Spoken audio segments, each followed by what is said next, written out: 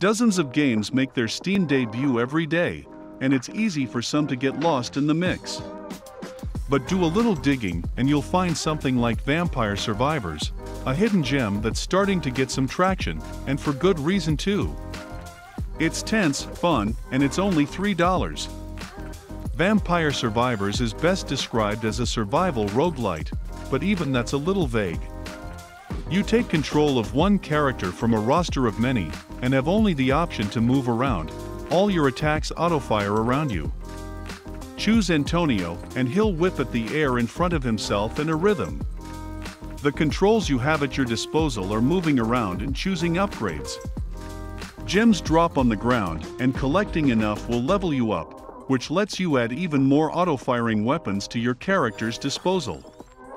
Bibles, axes, magic wands, and more Castlevania equipment fill out the potential arsenal. Yes, Vampire Survivors takes some pretty obvious inspiration from Castlevania. Vampire Survivors' loop is fairly simple: run around, collect gems, destroy the monstrous horde, and try not to run out of health and die. It's deceptively simple.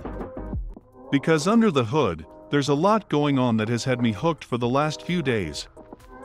Controlling the stream of creatures creeping in from every corner becomes incredibly important.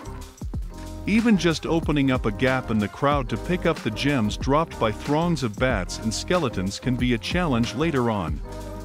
Taking away the fire button from your weapons also means you need to pace your movement around their tendencies. Some weapons pierce enemies, while others can only hit one with a single projectile. Some launch in whichever direction you're facing, while others target nearby enemies, and others still have distinct fly patterns. Getting further into levels means getting a handle on how to stand and move, sometimes dancing just within arm's reach of a horde and then back out. The upgrade system is surprisingly complex too. You can opt for new weapons or passive upgrades in your arsenal, or instead choose to upgrade the ones you have with every level up and chest drop. Yes, there are builds that eventually form. And get far enough into a weapon's upgrades with the right passives, and you might be able to evolve it into an even more powerful version. Those upgraded and evolved versions help, as Vampire Survivors will chuck all kinds of terrible curses at you. Encroaching walls of plants, huge boss-style enemies, and literal floods of enemies at times. There is a kill screen of skeletons I have become all too familiar with in one map.